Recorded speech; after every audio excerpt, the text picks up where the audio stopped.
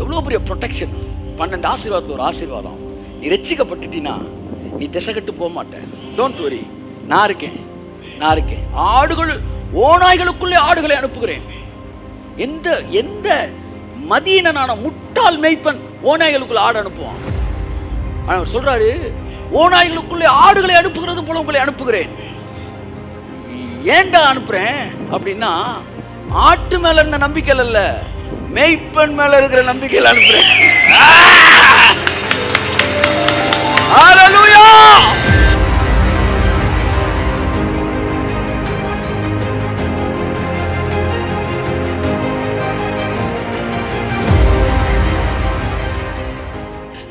அந்த வழியில் வருகிறவனுக்கான ஆசீர்வாதங்கள். சார் அந்த வழி எது சார்? எது சார் அந்த வழி?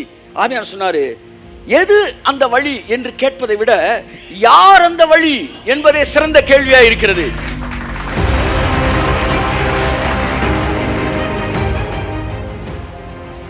இது போய் சேரும் இடத்திற்கான ஆசீர்வாதம் அல்ல. நிறைய பேர் போய் சேர்ந்தா சரியாயிரும் சார். அவர் என்ன சார், அவர் போய் சேர்ந்துட்டார் சார். நான் சேர்ந்துட்டாருன்னா எங்க சேர்ந்தாரு அப்படின்னு கேட்கவே இல்லை. சேர்ந்துட்டாருன்னா ஏதோ ஒரு டெஸ்டினேஷன் இருக்கு. அப்ப நம்ம எல்லாம் போற வழியில இருக்கிறோம். அப்ப வாழ்க்கையில் எப்ப சந்தோஷம் தொடங்குது? போய் சேர்ந்த பிறகுதான் சார் நிம்மதி. இல்ல சார், போற வழியிலே நிம்மதி. அதுதான் பைபிள் நம்ம கொடுக்கிறது. இந்த நாள் நீ சந்தோஷமா இருக்க வேண்டிய நாள். இந்த நாள் நீ வியாதி இல்லாமல் இருக்க வேண்டிய நாள். இந்த நாள் சஞ்சலம் தவிப்பும் இல்லாமல் நித்திய மகிழ்ச்சியின் தலையின் மேல் இருக்க வேண்டிய நாள். இந்த நாள் என்ஜாய் பண்ண வேண்டிய நாள். நல்ல கையத்தடி கர்த்தரை சொல்லுமாமே. எஸ்.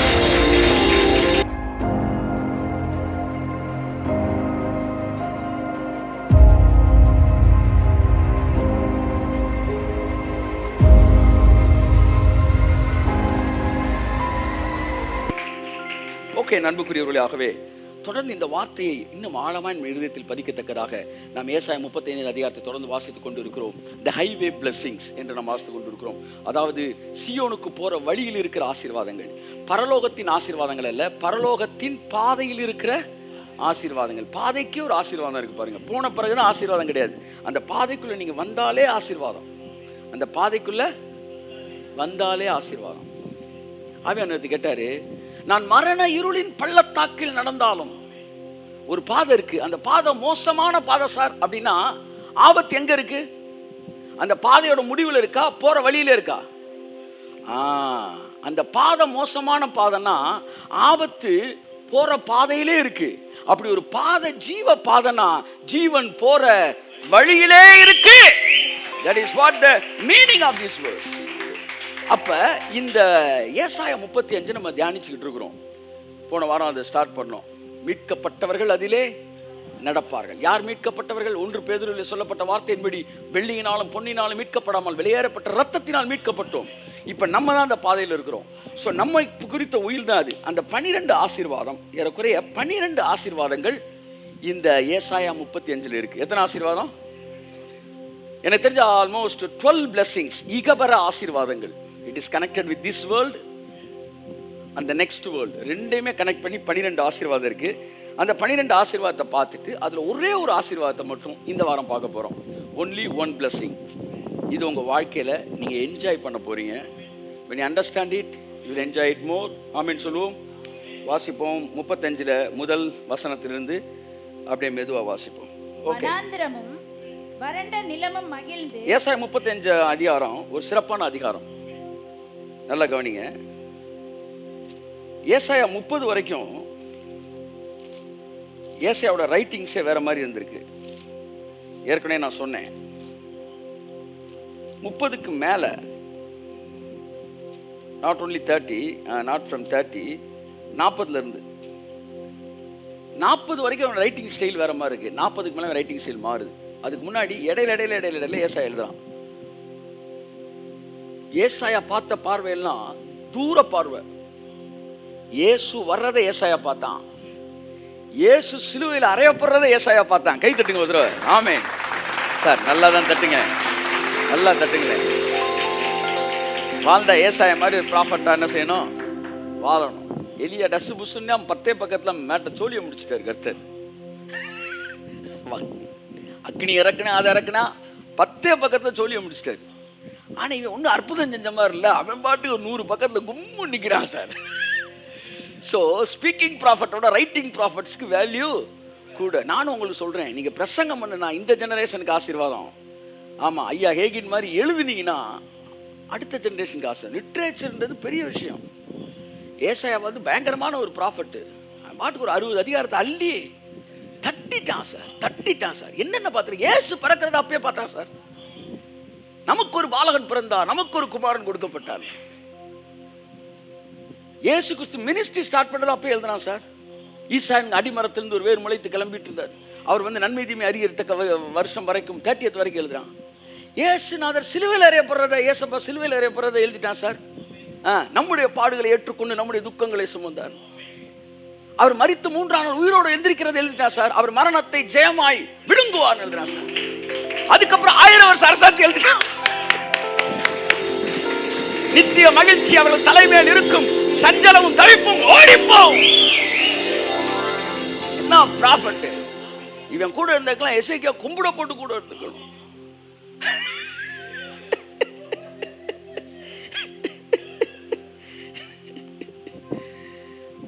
அந்த ராஜாவுக்கு கொடுக்கப்பட்ட ஒரு பாக்கியம் அது. ஏசாயா கூட வாழ்ந்தது. ஆமென் சொல்லுங்க.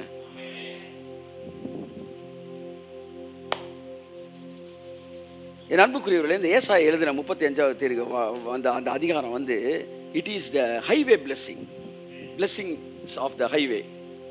அதாவது பரிசுத்த பாதையின் ஆசீர்வாதங்கள். மீட்கப்பட்டவர்கள் அதிலே நடப்பார்கள்.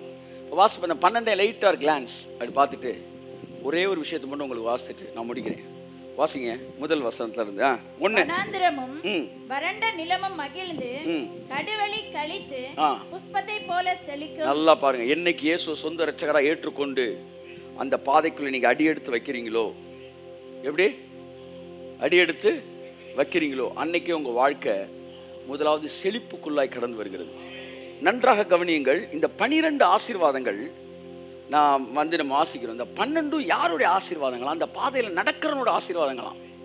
35:8 வாசிங்க. அது ஆங்கிலத்தில் மிக அழகா இருக்கு, தமிழ்ல இருக்கிற விட. 35:8 வாசிங்க. அங்கே பெரும் பாதையான வழியும் இருக்கும், அது பரிசுத்த வழி எனப்படும், தீட்டுள்ளவன் அதிலே நடந்து வருவதில்லை. இதுக்கு முன்னாடி இருக்கிற அந்த ஆசீர்வாதத்தெல்லாம் எழுதிட்டு இதை எழுதுறாரு. அது இங்கிலீஷ்ல அழகா இருக்கு. It will be for those who walk on that way. இது எல்லாம் அந்த பாதையில நடக்கிறவனுக்கு நான் தருகிற ஆசீர்வாதங்கள் அப்படின்னு ஆங்கிலத்தில் அழகா இருக்கு. It will be for that, for those who walk on that way. அதாவது பரலோகத்துக்கு போனவனுக்கு ஒரு ஆசீர்வாதம் இல்லையா, அந்த பாதைக்கு வந்தவனுக்கான ஆசீர்வாதம். சோ என் அன்புக்குரியவர்களே, இது போய் சேரும் இடத்திற்கான ஆசீர்வாதங்கள் அல்ல, இது போகும் வழிக்கான ஆசீர்வாதங்கள். அதுல ஒண்ணுதான் வேரோடு பிடுங்கப்படுறது, அதுவும் வருது. அதனால தான் எடுக்கிறேன் நான். இது போய் சேரும் இடத்திற்கான ஆசீர்வாதம் அல்ல. நிறைய பேர் போய் சேர்ந்தா சரியாயிரும் சார். அவர் என்ன சார், அவர் போய் சேர்ந்துட்டார் சார். நான் சேர்ந்துட்டாருன்னா எங்க சேர்ந்தாரு அப்படின்னு கேட்கவே இல்லை. சேர்ந்துட்டாருன்னா ஏதோ ஒரு டெஸ்டினேஷன் இருக்கு. அப்ப நம்மெல்லாம் போற வழியில இருக்கிறோம். அப்ப வாழ்க்கையில் எப்ப சந்தோஷம் தொடங்குது? போய் சேர்ந்த பிறகுதான் சார் நிம்மதி. இல்லை சார், போற வழியிலே நிம்மதி. அதுதான் பைபிள் நம்ம கொடுக்கிறது. இந்த நாள் நீ சந்தோஷமா இருக்க வேண்டிய நாள், இந்த நாள் நீ வியாதி இல்லாமல் இருக்க வேண்டிய நாள், இந்த நாள் சஞ்சலம் தவிப்பும் இல்லாமல் நித்திய மகிழ்ச்சி உன் தலையின் மேல் இருக்க வேண்டிய நாள், இந்த நாள் என்ஜாய் பண்ண வேண்டிய நாள். நல்ல கையத்தட்டி கர்த்தரை சொல்லலாமே. Yes yes Lord. வாசி சிஸ்டர், அந்த 12 வேமா கடகடன்னு வாசிக்கிறோம். 1 செழிப்பு. 35 முதல் வார்த்தை செழிப்பு. ஓ, கர்த்தரை நம்புகிறவன் செழிப்பான். கிறிஸ்தவ வாழ்க்கையில தேவனுடைய பாருங்க, அந்த பரிசுத்த பாதைக்குள்ள வந்த நம்முடைய வாழ்க்கையில செழிப்பு என்ன செய்கிறது? வாக்கு பண்ணப்பட்டிருக்கிறது. வறுமை வாக்கு பண்ணப்படவில்லை, செழிப்பு வாக்கு பண்ணப்பட்டிருக்கு. எல்லாம் சொல்லுங்க, என்னுடைய வாழ்க்கையிலே நான் நடக்கிற பாதையிலே செழிப்பு வாக்கு பண்ணப்பட்டிருக்கிறது. நல்லா நல்லா ஆள் மனதில் பதியட்டும். செழிப்பு. உன் பாதைகள் எல்லாம்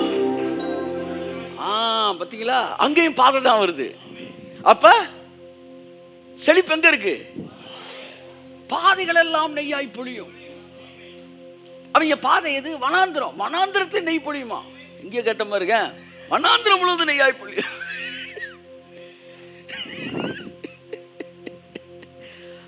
யோபு தன் கால்களை நெய்யினால் கழுவினான். உங்க லைஃப் பாதை நெய்யா பொழியணுங்க. ஆமா, ரொம்ப சோர்வாட்டுறீங்களே. ஆமே,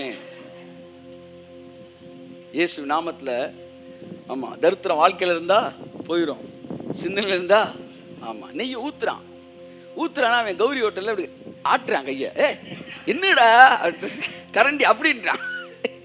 நெய்யை ஊற்றிட்டே சாப்பிட்றான். பொய், நெய் ஊத்து. ஆனா பைபிள் சொல்லுது சாம்பார்ல ஊத்த மாட்டாராம் நெய்ய, பாதைகள் நெய்யாய் பொழியும். கிறிஸ்தவ வாழ்க்கை என்பது செழிப்பின் வாழ்க்கை. கர்த்தரை நம்புகிறவனோ செழிப்பா, அப்படிதான் பைபிள் சொல்லுது. சோ இயேசுவை ஏற்றுக்கொண்டு பாதையில் காலடியை வைத்த உடனே இருக்கிற primary blessing prosperity. Kaiyathattu, prosperity. நல்ல நல்ல வனாந்திரம் வயல்வெளியாகும், வறண்ட நிலம் நீரூற்றாய் மாறும். அச்சா அச்சா அச்சா. ஆமே. என்ன சொல்லிட்டு இருக்கீங்க? ஆமேன்னு ஹிந்தியில சொல்லிட்டு இருக்கேன். அச்சா அச்சா. ரெண்டாவது வசனத்தை வாசிங்க. அது மிகுதியாய் செழித்து, அடுத்து பூரித்து. நல்லா பாருங்க. முதலாவது செழிப்பு, எல்லாம் சொல்லுங்க. It is common to all. ரெண்டாவது ஸ்டெப் மிகுதியான செழிப்பு. அதுதான் வந்து அவுட்ஸ்டாண்டிங், எல்லாரும் திரும்பி பார்க்கிறது. இது கிறிஸ்தவ வாழ்க்கையின் இரண்டாவது ஆசீர்வாதம். எல்லாம் சொல்லுங்க. செழிப்பு, செழிப்பு. அடுத்து மிகுதியான செழிப்பு. கையை தட்டி கொடுத்துரும். ஆமென் சொல்லுங்க. ஆமென் ஆமென் ஆமென் ஆமென் ஆமென் ஆமென் ஆமென் ஆமென். இது ரெண்டுக்கும் நிறைய வித்தியாசம் இருக்கு சார், உங்களுக்கு தெரியாது.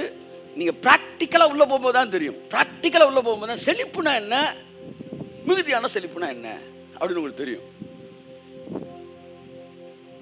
அடுத்து வாசிங்க.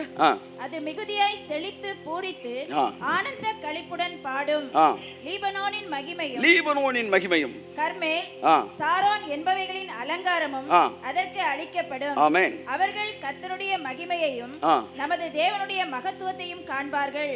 ஓகே, இங்க பாருங்க. லீபனோனின் மகிமை, கர்மேல் சாரோன் என்பவைகளின் அலங்காரம், இதெல்லாம் பாருங்க. the first class lifestyle, the dreaming lifestyle. அதாவது what we are dreaming. இன்னைக்கு எதிரிகள் கரங்களில் இருக்கிற உச்சகட்டமான உச்சபட்சமான காரியங்கள் எல்லாம் லீபனோனின் மகிமை, கர்மேல் சாரோன் என்பவைகளின் அலங்காரம், இவைகள் எல்லாம் உனக்கு நான் தருவேன். எதெல்லாம் நீ ட்ரீம் பண்ணிட்டு இருந்தியோ, எதெல்லாம் நீ எட்டி பார்க்க முடியாது நினைச்சியோ, அதெல்லாம் உன்னுடையதா. எகிப்தின் சம்பாத்தியம் முன்னுக்கு வருவது போல, எத்தியோப்பியன் வர்த்தகலாம் உனக்கு வருவது போல. ஸோ இதெல்லாம் நம்ம வந்து நம்ம வசனத்தோட கனெக்ட் பண்ணி வர நாட்களில் பார்ப்போம். அடுத்து அலங்காரம். மூணாவது லீபனோனின் மகிமை, நாலாவது கர்மேல் சாரோன் மிக அலங்காரம். அதை முடிச்சுட்டு அடுத்தது 5 வாசிங்க. 4வது வசனம். மனம் பதறுகிறவர்களை பார்த்து நீங்கள் பயப்படாதீர்கள், திடன் கொள்ளுங்கள், இதோ உங்கள் தேவன் நீதியை சரிக்கட்டவும். நம்பர் 5, நீதியை சரிக்கட்டுவதை உங்கள் வாழ்க்கையிலே நீங்கள் பார்ப்பீர்கள். நம்பர் 6, அடுத்து அப்பொழுது தேவன் பதிலளிக்கவும் வருவார். அடுத்த வசனம். அப்பொழுது குருடரின் கண்கள் திறக்கப்பட்டு செவிடரின் செவிகள். இங்க பாருங்க, இந்த நீதியை சரிக்கட்டுன்றது பயங்கரமான வார்த்தை. ஆமா, இவன் நீதியை சரிக்கட்டுன்னு வந்து பேப்பர் கொடுக்க வர ஹெட்மா ஸ்கூல் வாத்தியாரத்தான் யோசிக்கிறான். இன்னைக்கு நீதியை சரி கட்டுறாரு. நீதியை சரி கட்டுறது எப்படி கர்த்தருடைய வைராக்கியம் செய்தியை கேட்ட உடனே வைராக்கியம்னா இப்படி ஒரு மீனிங் இருக்குன்னு எப்படி மைண்ட் மாறிச்சோ, இந்த நீதியை சரி கட்டி ஆவேன்டான்றார் பாருங்க. அதெல்லாம் பயங்கரமான வார்த்தை. உங்கள் லைஃப்பில் தெரிஞ்சுக்கிட்டீங்கன்னா ஆசீர்வாதத்தை அள்ளிக்கிட்டு வரக்கூடிய ஒரு வார்த்தை. நீதியை சரி கட்டுவார். யாருக்கு சரி கட்டுவார்? உன் சத்துருவுக்கு சரி கட்டி உனக்கு நீதியை சரி கட்டுவார். அதாவது சார், எகிப்திலிருந்து போகும்போது இவங்க வந்து கொள்ளையடிச்சு எடுத்துட்டு போகிறாங்க. நான் கூட யோசித்தேன் எதுக்கு அவங்க வந்து வெள்ளியம் பொண்ணு கொள்ளையடிச்சிட்டு போகிறாங்க, இல்லை நல்ல பிள்ளைகள் கிடையாலாமான்னு கேட்டால் 400 வருஷம் மூதாதையர்கள் அடிமையாக வேலை பார்த்தார்கள் சம்பளம் இல்லாமல். அந்த 400 வருஷ சம்பளத்தையும் பரலோகத்தில் உட்காந்து கபிரியல் கணக்கு போட்டிருக்கான். போட்டு எவ்வளோ சார் வருது? இத்தனை ட்ரில்லியன் வருது. அள்ளுன்றார். அல்றாயன், ட்ரில்லியன் கணக்கில் அள்ளுறாயன். என்னடானா நீதியை சரி கட்டுறோம்பா, நீதியை சரி கட்டுறோம் சார். ஆமா, சரி கட்டுறேன்னா டேலி சாஃப்ட்வேரை போட்டு சரி கட்டிட்டார் தேவன். அவங்க அப்பா உழைச்சது, அவங்க தாத்தா உழைச்சது, 400 வருஷம் அம்புட்டு உழைச்சது எவ்வளோ வருது கொடு, வட்டியை போட்டு அவர் சரி கட்டினார்னா சரியா சரி கட்டுவார். ஒரு சகோதரி வரா, எலிசாவுக்கு இடம் கொடுத்தவள் வீட்டிலே.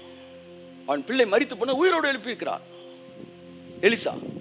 என் அன்புக்குரியவர்களே, அதுக்கப்புறம் நாட்டில் பஞ்சம் வந்துச்சு. அந்த சகோதரியுடைய நிலத்தை அபகரித்து கொண்டார்கள். வெளியூருக்கு போயிட்டா. அப்புறம் நாட்டில் செழிப்பு வர ஆரம்பிச்சிருச்சு. எல்லாம் மெதுவாக திரும்புகிறாங்க. அப்போ இந்த குஷ்டரோகி ஒருத்தன் வந்து அவன் யார் கேயாசின்றவன் ராஜாட்ட சொல்கிறான், ஐயா நான் இந்த மாதிரி ஆகிட்டேன். எலிசா பற்றி கேட்குறான், வேற என்னையா செஞ்சார் சொல்லியா, என் கூட இருந்தில்ல சொல்லியான்னு. சார் ஒரு தடவை வந்து செத்த பிள்ளைய உயிரோடு எழுப்பிட்டார் சார் எங்கள் பாஸ். நீ ஏன்டா அப்போ ரோட்டில் தெரிஞ்சுட்டு இருக்கிற? இல்லை வந்து நான் கொஞ்சம் இது பண்ணிவிட்டேன். சரி விடு, என்னதான் பண்ணார் சொல்லு. உயிரோடு எழுப்பினாருங்கன்னு சொல்லிட்டு இருக்கும்போது நம்ம உள்ளே என்ட்ராகுது. அப்படியே வந்து டேரக்டர் சீக்வன்ஸை கொண்டு வரா, ரெண்டே ஒரே சீல கையை தட்டு. அப்படியே ரெண்டு பேரும் வந்து அந்த கோஇன்சிடென்ட் வந்து நடக்குது. இந்த அவளே வந்துட்டா சார். வந்தவொடனே வாமா உன் பிள்ளை உயிரோடு எழுப்பணும்னு தானே. ஆமாங்க சார் உயிரோடு தான் எழுப்பினா. இதான் என் பையன். பார்த்தோன்னு சொல்ல, இவரை நிலத்தை கொடுங்க. எத்தனை வருஷம்? 7 வருஷம் நிலத்தை இல்லாமல். 7 வருஷம். அந்த ராஜா சொல்கிறான், இவன் இந்த நிலத்தை உழுது பயிரிட்டு இருந்தா எவ்வளோ ரூபா வந்திருக்குமோ, எவ்வளோ 3 நெல் வந்திருக்கும், அது 7 வருஷத்தை கூட்டி இந்த 7ஆவது வருஷம் சேர்த்து குடுறா அப்படின்னாரு. இதுக்கு பேர் தான் நீதியை சரி கட்டுவது.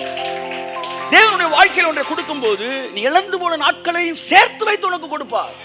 உன் சத்துருக்களால் எவ்வளவு உன்னுடைய நாமம் வந்து உன் பேரை கெடுத்தாயோ அதெல்லாம் சேர்த்து வச்சு உன் பேரை பெருமைப்படுத்துவார்கள். கையெழுத்து ஆமே. இது எல்லாவற்றையும் சேர்த்து வைத்து தேவன் பெருமைப்படுத்துவார். எதுல கை வச்சானோ அதுல தேவனுக்கு இன்ட்ரெஸ்ட் கொடுப்பார். ஆமென் சொல்லுவோம். என் அன்புக்குரியவர்களே, ஆகவே நீதியை சரி கட்டுவது உங்க வாழ்க்கையில நீ என்ஜாய் பண்ணுவீங்க. இனிமே இந்த வாக்கிங் இப்போ போயிட்டு இருக்கோம் பாருங்க, இனி நம்ம வாழ்க்கையில ஃபுல்லா அந்த நீதி சரி கட்டுதல பாப்பீங்க. ஹalleluya ஹalleluya ஹalleluya. அடுத்து வாசிங்க. அப்பொழுது குருடரின் கண்கள் திறக்கப்பட்டு ஸ்பிரிச்சுவல் சென்ஸ்லாம் ஓபன் ஆகும். இதெல்லாம் இப்போ நம்மளுக்கு நடந்துகிட்டு இருக்கு.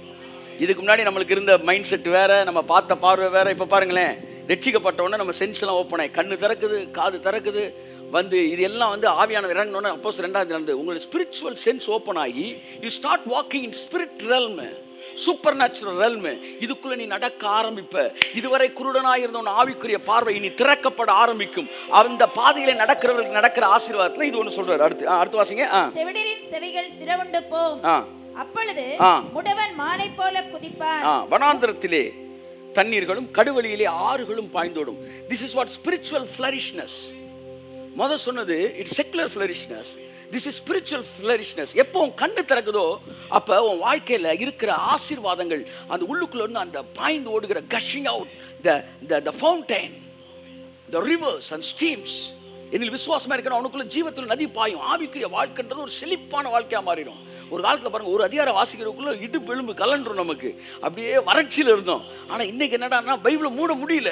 அப்படியே ஆவியானவர்கள் ஒரு செழிப்புக்குள்ள நம்மளை என்ன செய்யறாரு, நடத்துறாரு. இது எல்லாம் வந்து ஸ்பிரிச்சுவல் ஃபிளரிஷ்னஸ். அடுத்த வசனம் வாசிங்க சீக்கிரம். வெட்டாந்தரை தண்ணீர் தடாகமும் வறண்ட நிலம் நீரூற்றுகளும் ஆகும். வலு சர்ப்பங்கள் தாபரித்து கிடந்த இடங்களிலே கேரக்டர் சேஞ்சிங், கேரக்டர் மோல்டிங். எங்கெல்லாம் வலு சர்ப்பம் உட்கார்ந்து இருந்துச்சோ கையை தட்டுங்க உதவருக்கு. வலு சர்ப்பம் நமக்குள்ள இருந்த டிசெப்ஷன் ஸ்பிரிட், நமக்குள்ள இருந்த கன்னிங்னஸ், நமக்குள்ள இருந்த வந்து என்ன சொல்ல வந்து கர்மித்தனம், நமக்குள்ள இருந்த வந்து ஸ்லக்கார்ட்னஸ், those all negative things. வலு சர்ப்பம் படுத்து கிடந்த அந்த இடத்துல என்ன நடக்குமா வாசிங்க. புல்லும் கொறுக்கையும் நாணலும் உண்டாகும். அந்த இடம் அப்படியே மாறும். உங்க இருதயம் மாறும், உங்க கேரக்டர் மாறும், உங்க எண்ணங்கள் மாறும், உங்க செயல்கள் மாறும். இதெல்லாம் கேரக்டர்ல வர பிளெஸிங்ஸ், கேரக்டர்ல பெரிய சேஞ்சிங். இதெல்லாம் அந்த அந்த வேலை நடக்கிறவனுக்கு, மீட்கப்பட்டவர்களுக்கு கிடைக்கிற ஆசீர்வாதம். எவ்வளோ சேஞ்சிங் இருக்கு இன்னைக்கெல்லாம். உங்களால் முடியுமா? பெரிய பெரிய வந்து என்ன சொல்லுவாங்க வந்து வாட்ஸ் தட் ரீஹாபிலிட்டேஷனில் டி-அடிக்ஷன் சென்டர்லாம் நடக்காததை தேவன் அப்படின்னு ஒன்று டக்குன்னு மாற்றி விடுறாரு. How is it possible? These are the blessings of the people who are walking on that way. அந்த பாதையில் நடக்கிறவனுக்கு தேவன் கொடுக்கிற அள்ளி கொடுக்கிற ஆசீர்வாதங்கள். சார் மாரத்தான்ல ஓடிட்டு இருக்கும்போது பக்கத்துல வந்து ஐஸ் கட்டி தண்ணியா வச்சுக்காங்க சார், எடுத்து அப்படியே மேலே கொட்டிக்கிறாங்க சார், கொட்டு ஓடிட்டே இருக்காங்க சார். இதெல்லாம் வழியில போறவனுக்கு ஒரு ஆசீர்வாதம். நம்ம பைபாஸ்ல போடும்போது தராங்களா? எவனும் தரமாட்டேன்றாங்க. ஆனா அங்க தரான். ஏன்னா that is the blessing of the marathon track way. அப்படிதான் ஒவ்வொரு வழிக்கு ஒரு ஆசீர்வாதம் இருக்கு.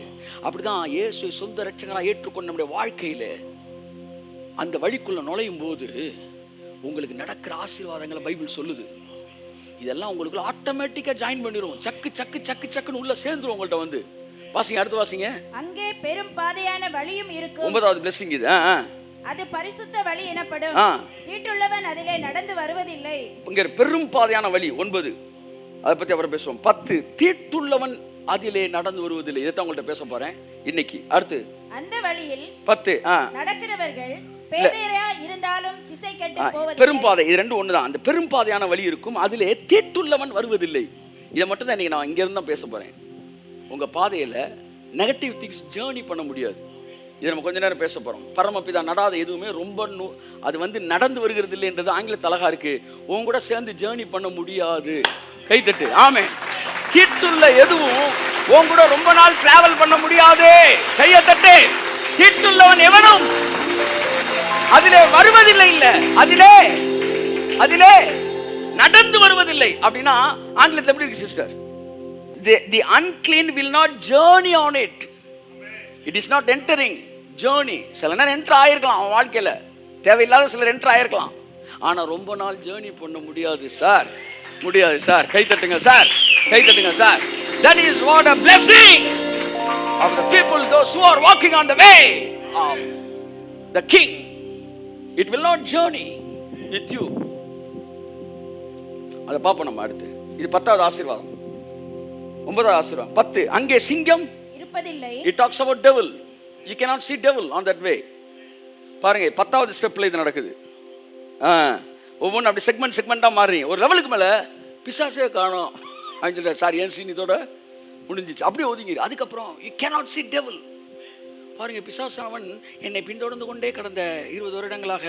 கர்த்தருக்கு ஸ்தோத்திரம். எதுக்கு பிசாசுக்கு வந்து என் பின்தொடர்ந்து வந்ததற்காக. பிசாசு பாருங்கள் ஸ்தோத்திரம் அப்படின்னு யார் எனக்கா அவருக்கா? அந்த மாதிரி கர்த்தருக்கு ஸ்தோத்திரம், பிசாசு பாருங்க தோத்திரம் அப்படின்றாங்க. எனக்கும் தோத்திரம் வாங்கிக்க. There will not be devil. சிங்கம் அதிலே வருகிறது, இருப்பதில்லை, வருவதில்லை, இருப்பதே இல்லை. அடுத்து துஷ்ட மிருகம் அங்கே போவதும் இல்லை. சார் பிசாசுலாம் வந்து சாகுறதுக்கு முந்தின நாள் வரைக்கும் வேலை பார்த்துக்கிட்டு இருப்பான்னு சொன்னாலும் தப்பு சார். என்னைக்கு இந்த வழிக்குள்ள நீ வந்துட்டியோ, பாதைக்குள்ள வந்துட்டியோ, அப்பவே உனக்கு அந்த ஆசீர்வாதங்கள்ல ஒன்று பிசாசோட டிஸ்டர்பன்ஸே இல்லாத ஒரு லைஃப். இப்பவே நீங்க நிறைய பேர் அதை 80% மேல என்ஜாய் பண்ண ஆரம்பிச்சிட்டீங்க. கை தட்டுங்க ஒரு தடவை. ஆமென் ஆமென் ஆமென். வாசிங்க. அங்கே காணப்படவும் மாட்டாது. மீட்கப்பட்டவர்களே அதில் நடப்பார்கள். அடுத்து 11. கர்த்தரால் மீட்கப்பட்டவர்கள் திரும்பி ஆனந்த களிப்புடன் பாடி சீயோனுக்கு வருவார்கள். சீயோனுக்கு வரலாம். அப்ப பரலோகம் கேரண்டி இருக்கு. இந்த பாதைக்குள்ள வந்துட்டா பரலோகம் வருவார். கையை தட்டு. ஆமென். சார் நேச வைராக்கியம் பாதாளத்தை போல கொடியது. எத்தனை பேர் பாதாளம் பவர்ஃபுல்லானதா, பாதாளத்தை விட பரலோகம் பவர்ஃபுல்லானதுன்னு நினைக்கிறீங்க? கொஞ்சம் சொல்லுங்களேன். பாதாளம் பவர்ஃபுல்லானதா, பரலோகம் பவர்ஃபுல்லானதா? சொல்லுங்க. ரொம்ப இது லேவல டவுட் இருக்கு. நீங்களாம் என்னத்தை, எது சார் பவர்ஃபுல்லானது? பாதாளம் பவர்ஃபுல்லானதுன்னா பரலோகம் கட்டாயம் அதோட பவர்ஃபுல்லாக தான் இருக்கணும். ஏன்னா தேவன் வாசம் செய்யும் ஸ்தலம். பாதாளத்தை பற்றி நீ கேள்விப்பட்டிருக்கீங்களா? ஒருத்தர் செத்து அவனுடைய ஸ்பிரிட் உள்ள போகும்போது, அந்த சோல் உள்ள போகும்போது அது என்ன செய்யும்னா, அவன் என்ன சொல்றான்னா, பூமியில் இருக்கிற புவியீர்ப்பு விசை மாதிரி 100 மடங்கு அதிகமாக இருக்குமா கிராவிடேஷனல் ஃபோர்ஸ். இங்கே இந்த பொருளை போட்டால் மெதுவாக டம்முன்னு உள்ளது, அங்கே போட்டால் அவ்வளோதான். அங்கே உள்ள ஒரு ஸ்பிரிட், ஒருத்தர் சோல் நுழைஞ்சிருச்சுன்னா அடிச்சு சக் பண்ணி இழுத்துட்டு போகுமா. எங்கே போகிறோம் 1000 மைல் ஸ்பீடில் உள்ளே போகுமா அந்த சோல். வெளியே வரவே முடியாதான். அதான் பாதாளத்துக்குள்ள போனால் ஒருத்தரும் வெளியே வர முடியாது. நான் கேட்குறேன், பாதாளத்துக்கு கிராவிடேஷனல் ஃபோர்ஸ் அவ்வளோ இருக்கும்னா பரலோகத்துக்கு கிராவிடேஷனல் ஃபோர்ஸ் எவ்வளோ இருக்கும்? அதனால சார் பரலோகம். என்ன சார் சொல்றீங்க சார்? ஹேகினோட சோல் அவ்வளவு கிராவிடேஷனல் ஃபோர்ஸ் சார் போதான் கத்துறான். திடீர்னு ஒரு வெளிச்சம் அடிச்சு அதை விட ஒரு பெரிய ஃபோர்ஸ் உள்ள இருந்து சார் வெளியே கொண்டு வந்தாங்க. 3 times அதை எக்ஸ்பீரியன்ஸ் பண்ணேன்னாரு 8 வயசுல. திரும்ப தூக்கிட்டு வந்து அவர் மேலே போடுதுன்னா அதுக்கு எதிராக ஒரு ஃபோர்ஸ் இருக்குன்னா பரலோகம் எவ்வளோ பெரிய ஃபோர்ஸாக இருக்கும். அந்த ஃபோர்ஸ்குள்ளே நீ வந்துட்ட. அதனால பரலோகம்ன்றது இந்த ஃபோர்ஸ்லேருந்து நீ எஸ்கேப் ஆகவே.